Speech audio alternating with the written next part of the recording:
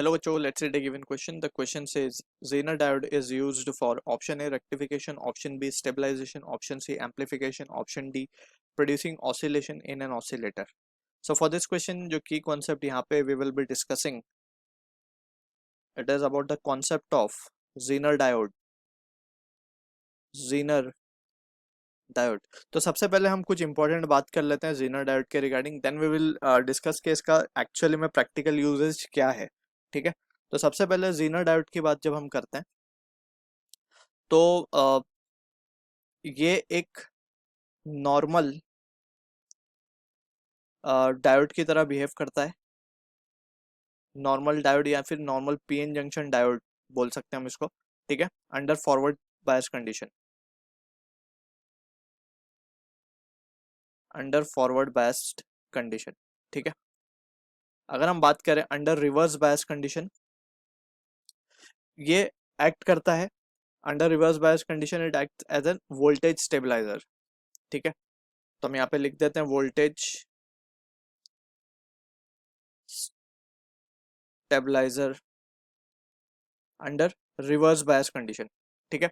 अब ये किस तरीके से होता है, ऑल्दो हमें आंसर यहाँ पे मिल चुका है कि Zener डायोड को हम यूज करते हैं स्टेबलाइजेशन के लिए. ठीक है. किस तरीके से करते हैं, तो अब उसको थोड़ा सा हम डायग्रामेटिक रिप्रेजेंटेशन के साथ समझते हैं. Let's suppose we have a circuit. ये सिंबॉलिक रिप्रेजेंटेशन है Zener डायोड का. ठीक है.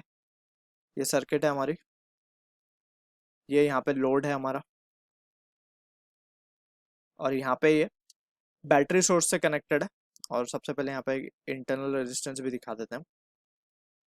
यहाँ पे ये कनेक्टेड है बैटरी सोर्स से. अब क्योंकि हमें पता है कि Zener डायोड जो फंक्शन करेगा एज अ वोल्टेज स्टेबलाइजर, वो रिवर्स बायस में करेगा. तो ये इसका पी साइड है, ये इसका एन साइड है, राइट. तो पी और एन साइड की अगर हम बात करें तो P will be connected to the negative terminal of battery. इस तरीके से होगा. तो ये कुछ इस तरीके से हमारा सर्किट का फॉर्मेशन होता है. ठीक है. ये इसका वोल्टेज वी है और ये वेरिएबल है. ठीक. ये रेजिस्टेंस आर मान लेते हैं, यहाँ पे लोड है आर एल. अब इसको समझते हैं थोड़ा सा.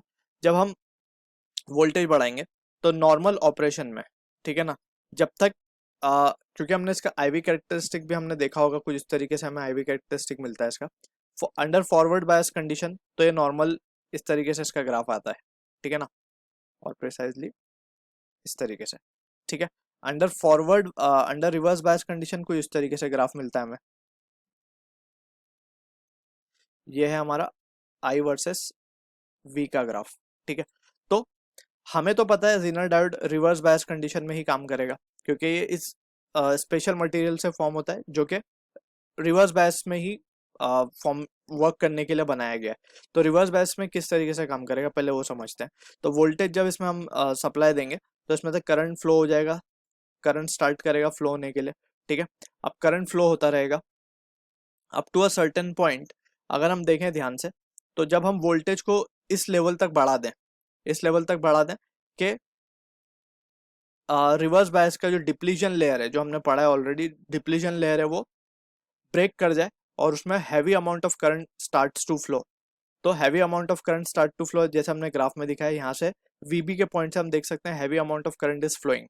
ठीक है. जब heavy amount of current flow start हो जाएगा तो in that situation voltage across this, क्योंकि ये अब फंक्शन में आ जाएगा, क्योंकि अब रिवर्स बायस कंडीशन में वोल्टेज एक्सीड कर चुका है वीबी को, या फिर जीनर वोल्टेज भी बोलते हैं इसको. तो इसको जब वो एक्सीड कर जाएगा तो अब सारा का सारा करंट इसमें से फ्लो करना स्टार्ट करेगा. जो heavy amount of current flow हो रहा होगा सर्किट में, that will start to flow through this Zener diode, और लोड जो भी होगा हमारा, अप्लायंस जो भी होगा, वो सेफ हो जाएगा. ठीक है ना. तो इसीलिए हम बोल सकते हैं कि जो Zener डायोड है हम उसे वोल्टेज स्टेबलाइजर की तरह यूज करते हैं. वोल्टेज स्टेबल हो गया है, ठीक है, बट जो heavy amount of current flow हो रहा है वो सिर्फ Zener डायोड के थ्रू ही पास कर रहा है, not through the load, and preventing it from getting damaged. ठीक है. तो from this discussion we can say option B will be the correct answer for this. Rectification तो क्या होता है, बेसिकली कन्वर्जन होता है एसी का डीसी में, तो उसके लिए Zener डायोड यूज नहीं करते हम, उसमें normal PN junction diode use होते हैं. ठीक है. हाफ वेव फुल वेव में. एम्पलीफिकेशन में अगेन ट्रांजिस्टर का यूज है. ठीक. ऑसिलेशंस, प्रोड्यूसिंग ऑसिलेशन, तो ऑसिलेशन सर्किट भी हमने ट्रांजिस्टर की मदद से ही पढ़ी है. ठीक है. तो यहाँ पे specifically Zener diode is use for stabilisation. So I hope you understood the solution. All the best.